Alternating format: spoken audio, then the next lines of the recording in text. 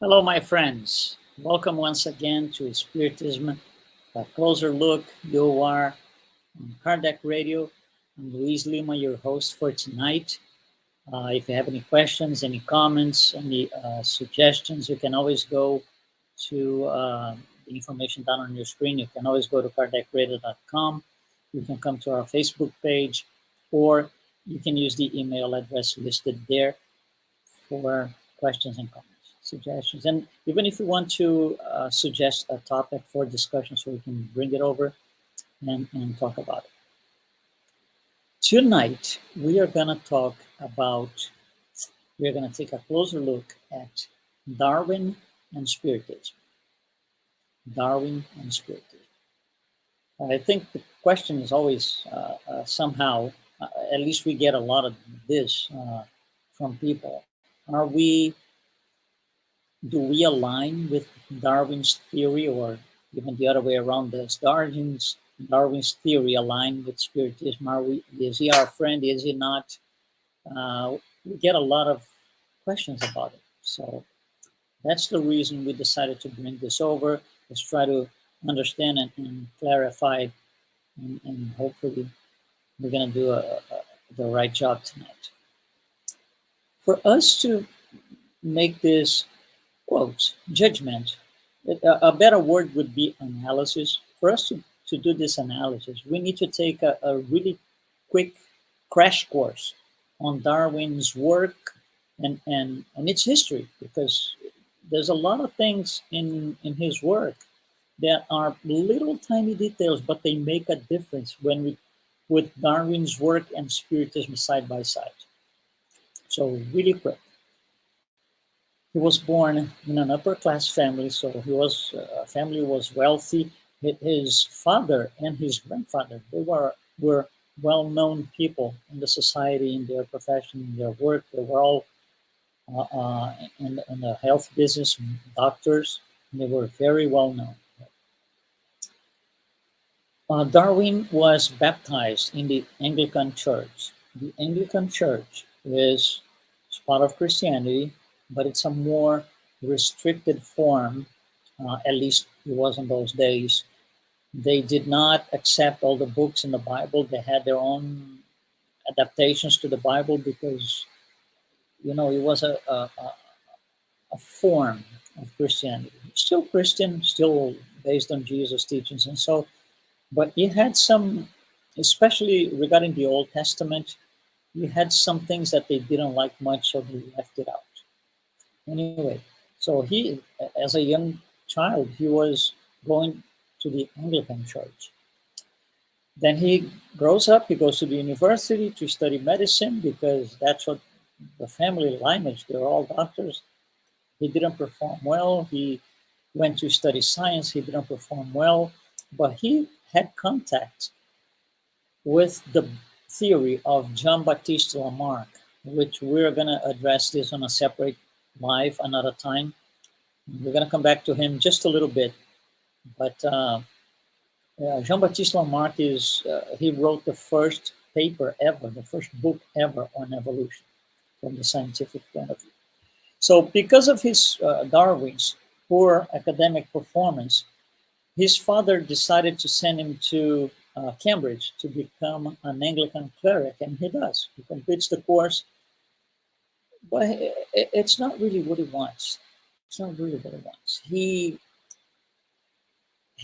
He had things that he would not really get along with in the Anglican Church. One of them is there was this guy called James Ussher who wrote a book. He wasn't one of the Anglican bishops at the time. That, not at his time, not at Darwin's time. That was in like 1650 or so. And this guy made some calculations, and he came to the conclusion that he found the very day when the world was created, and that was Sunday, October 23rd, 4004 BC. Darwin looks at this and says, this is just too much. That blows my mind. I don't want to do this thing anymore. I don't want anything to do with the church.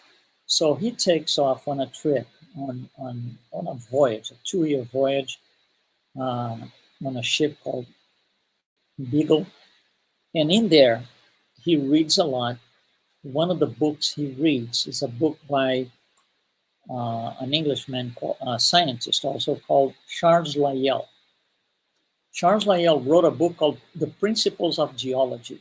And he touches, on the book, he touches with some depth on evolution, species, birds, and stuff like that.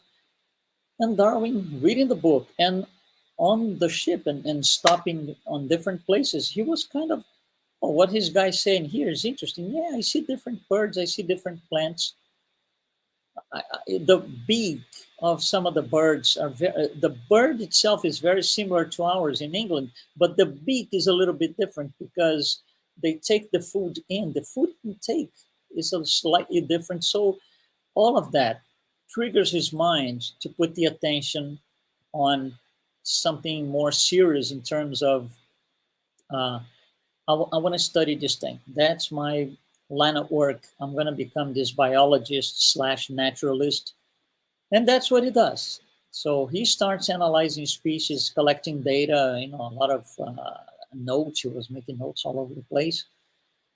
2 years later, he comes back to England and he starts on writing a book with his observations and the answer to his question.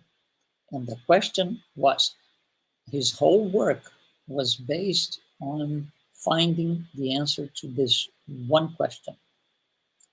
What triggers or what motivates the evolutionary process? You see, it's not a matter of is there evolution or not? No. Evolution, for him, it does exist. It's a thing for sure. But what triggers it? That was his question. So the entire Darwin work was based on the idea to find this answer. We need to take a little bit of time here to look at his work because it matters. His work, how it came about, matters for us to understand where he's coming from, and is he aligned with us, spiritists, yes or no? So I'm going to put this in graphic form because I think it's just going to be easier for us to follow. So he writes his book. It's called the opening book in terms of works on evolution. It's not the first, but it's the one that's going to change everything. So the name of the book is here. You see on your screen, The Origin of the Species. That was in 1859. So this is a reference. 1859, 2 years after the first edition of the Spirits book. First edition, 501 questions. The second edition came in 1860 after his work, or about the same time. So here it is. He writes the book, and what were his considerations? Who made him write the book? What was he reading and going after to be able to write the book? So two things. First of all, he reads the works of Jean-Baptiste Lamarck. Like I said, it's the first book ever in 1809. You see here the name Philosophie Zoologique. In French, Jean-Baptiste Lamarck is a French naturalist biologist. It's the first work on evolution from the scientific point of view. So he reads that. Their theories, the final theory of Darwin and the original theory of Lamarck are different. But anyway, he read the book. The second thing is, he read the book, this book here that you see on your screen, published in 1798, an essay on the principles of population by Thomas Malthus. Thomas Malthus was a church guy. One day he decided, I don't want to be a church guy. I want to be just like my father, an economist. So he goes in, starts making a lot of studies on economics and economy and so. And he publishes this book, an essay on the principles of population. In this book, he's going to say something that's going to raise eyebrows. He says, vegetation grows at a linear proportion. Vegetation that the growth of vegetation is linear, but the growth of animal life is exponential. So there's going to be a problem in the future, sometime in the future. There's, there's going to be a lack of food and resources. That was his view. His view, Thomas Malthus, was totally 100% contrary to the one of his father. And the reason why he was totally 100% contrary to his father's line of thought, he was also an economist and a philosopher, is because they didn't get along. And just for that reason, Thomas Malthus, in order to challenge his father, wrote something contrary to everything his father thought. So he said, again, we're going to have a problem with food because vegetation and animal life do not grow in the same proportion. His father, Daniel Malthus, on the other hand, he was a leader, a local leader in France for the movement, the Age of Enlightenment. And the Age of Enlightenment had one of the great names in the Age of Enlightenment was philosopher Jean-Jacques Rousseau.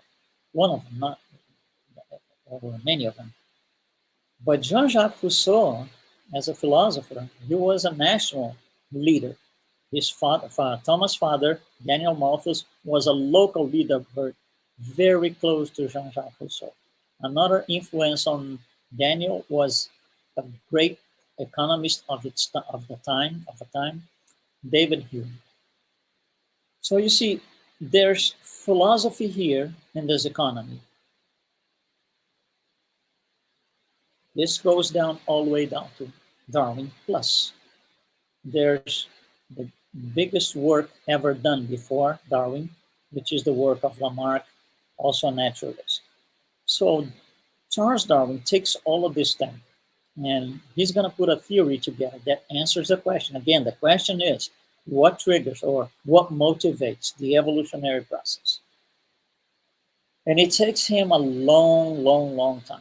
He had almost a 20-year gap trying to gather more information, trying to elaborate the answer on this thing. And he wasn't ready. He never could really reconcile all the elements he was able to gather and all these things he read in the past. He never got to it for 20 years until one day, one commoner, one person, scientist, but not really well known, just a common person called Alfred Wallace. Alfred Wallace finds out that Darwin is working on this thing. And Darwin had a good friend also working on this thing called Lyell. Remember, he had read Lyell when he was on the voyage. So when this guy sends his papers to Darwin in 1858, Darwin looks at it and says, that's my answer. This guy has my answer. So he talks to Lyell. And Lyell says, listen, we got to publish this because that's exactly what you want to do. You want to publish your 50 plus years of experience on this thing. So let's just do it. However, if you publish this under Wallace's name and you attach your name to it, it's not going to have the impact that it should if you have only your name because you're well known, you're wealthy, you're part of the society, and Wallace is not known. He's just a professor. He was just somebody who studied it. By the way, Wallace spent almost, I think, 14 years in the Amazon, working, trying to understand the species and plants and animals. It was a beautiful, huge work, similar to what Darwin had done. However, Darwin, did this for 2 years, and Wallace did for a lot longer. Anyway, so that's the story of how the book came about. So it isn't really 100% Darwin.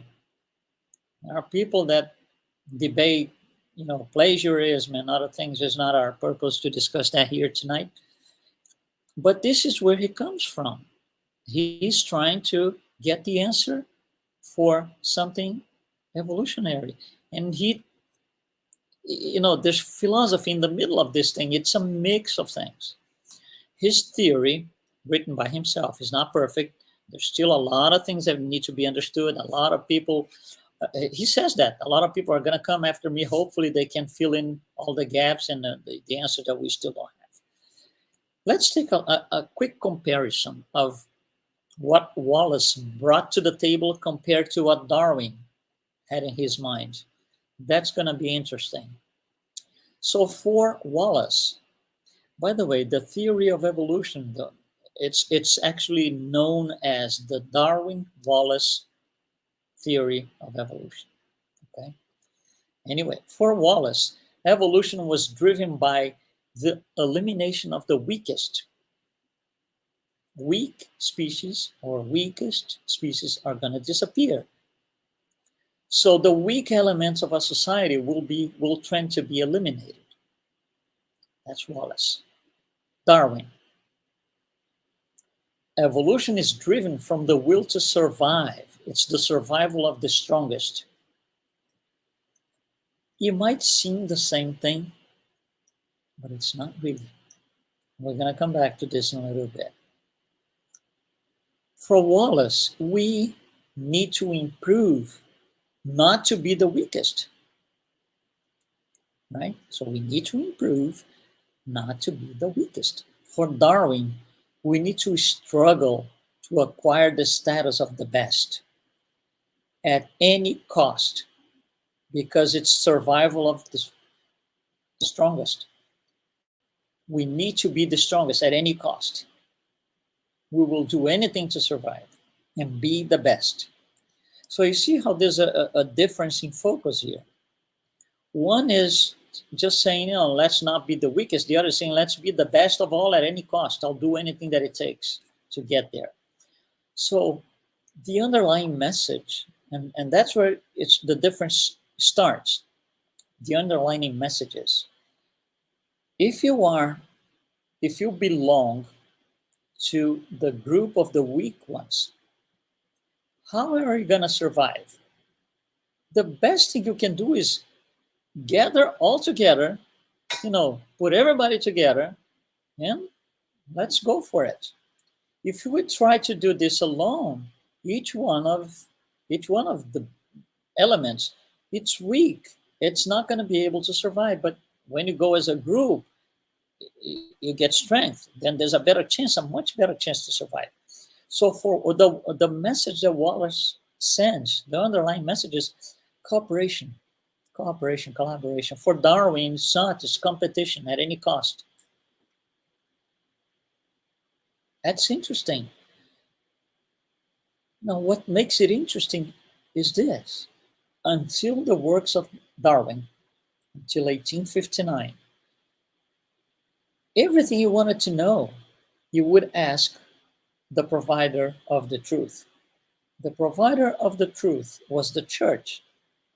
The church had the absolute answer to everything else. But, there was a point in maybe around the 1600s or so where the answers were not coming. They were not there. You would ask the church, the priest, they would say, this is not something you should ask. You can't question this. You shouldn't be asking this thing. So instead of answering, they were saying, don't ask.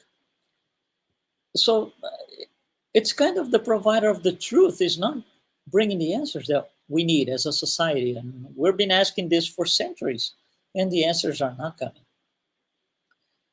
With Darwin, some of these answers start to come.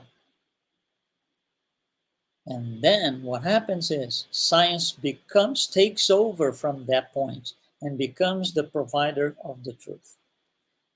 And it is still today. Still today. If you want to know something, has it been proven scientifically? So Darwin established indirectly, but he did. And the results are out there. We can see anywhere, anytime, any day. Establish a new paradigm. That's called the scientific materialistic paradigm. which is still very much alive today. In the late 1800s, his work is 1859. In the late 1800s, almost next century, something came about with the name social Darwinism. And that was a movement led by a guy called Herbert Spencer. Social Darwinism preconizes improvement of humanity by purifying the race. You see, Darwin never wrote that, but it came out of his work. It was an interpretation, an indirect interpretation of his work. So this is equivalent to assume that there are unfavorable genetic inferiors. There are superiors and inferiors in terms of race. This is still around today because we still live the scientific materialism. We still believe that the provider of the truth is science. All of this so far that I've said is before the works of Mendel, Gregor Mendel, and the discovery of genetics, all of it. Mendel's work was published in the 1860s, never was considered a good work until the early 1900s. So that's almost 40 years after the works of Darwin. And then when Mendel works comes up and we look at Darwin's theory, it doesn't match 100%. So it was necessary to make adjustments to Darwin's theory, and then the original Darwinism will become what is called today as neo-Darwinism. We still use the word Darwinism, but what we mean is not the original works of Darwin, is neo-Darwinism. So what is this? First of all, it believes that, or it states that natural selection triggers evolution. And that was the question he was trying to get the answer for. Natural selection triggers evolution. Natural selection depends on the environment. For example, think of an animal with a very long hair. It will be advantageous to this animal in cold weather, but it will not be advantageous in Florida where I live. So it depends on the environment. It makes sense. It makes sense. It's a logical thing. But the problem with the theory is this next thing here. Evolution and mutations, right? Mutations are random. So from time to time, there's a mutation on a species to follow the natural selection, and that mutation is random. And then we don't like what is said as spiritists. It's not that it's wrong. We need to be very clear on this thing. It's a matter of layer. Understanding layer one, there's a next layer. When Moses said, an eye for an eye, he wasn't really wrong, but it's layer one. There will be layers after that will make it more comprehensible. It's the same thing here. There is no right or wrong. The Darwin theory studies the evolution of the species, physical animals, physical plants. The outcome of the theory is focused on evolution of the material forms of animal life and vegetation. Spiritism does not study the evolution of species. Spiritism studies the evolution of the intelligent principle. The intelligent principle needs to goes through its evolutionary path by going through the plants kingdom and the animal kingdom. But we are not, we spiritists, we are not studying evolution of the species, how this form transforms into that one. This is not what we study. We study the intelligent principle. And that's one of the things that Darwin does not consider, because it wasn't what he was looking for. It was more restrict. So it's not really wrong. It's incomplete. A better word is incomplete.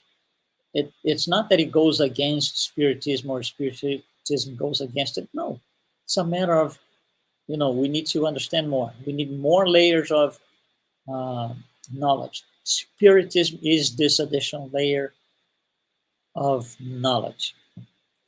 So the form changes from the Spiritist point of view. The form changes not because of random mutations, but because there is intention. It's orchestrated from the spirit world. So at one point, for this particular species to continue its path towards evolution, it's going to be needed, mutation is going to be needed here. So the mutation is not random, it's not accident. It is intentional. And the other thing that Spiritism considers, that goes not against, but goes to the next layer, it's a better explanation. Darwin proposes competition because his theory is restrict. Spiritism never proposes competition. It's collaboration or cooperation. It's the other side of things. So we look at the works of Darwin today, we as Spiritists, and it's hard to say, do we align with Darwin, yes or no? We have to go through an entire explanation. What we try to do here in 30 minutes, more or less. Because it's not right or wrong, it's just incomplete. We have more knowledge brought to us through mediumship, right? The ability of bringing information from the spirit world through mediums. We have that information. He didn't. First, he and Kardec, they were living at the same time, by the way, but they never met each other. They didn't get to know each other's work. Not that I know of, not that I could ever find, and I don't see anything documented in that sense. But you see, the purpose of Darwin was not the purpose of Spiritism. Just like Newton. Newton got criticized because people said, Newton, your theory is marvelous, wonderful, but where is God into this theory? And he said, that's not my purpose. I'm looking for answers how the universe works, the universe physical, the planets, the comets, the, whatever galaxies, not the world in terms of divinity and all of that, spirits, no. So the word God or anything in that sense does not appear in Darwin's work either, because it wasn't what he was focusing on. So obviously the criteria is different. If the criteria is different, the outcome cannot be different. But again, it's a matter of understanding where Darwin is coming from, understanding where Spiritism is coming from, put them side by side, and I think the answer becomes a little clear.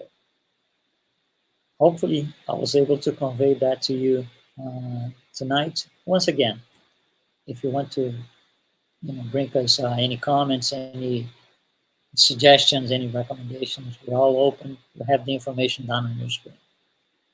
Thanks so much for joining us tonight. We will be here next Wednesday at 7 p.m. Eastern Time with another edition of Spiritism, A Closer Look. Thank you so much. Be well.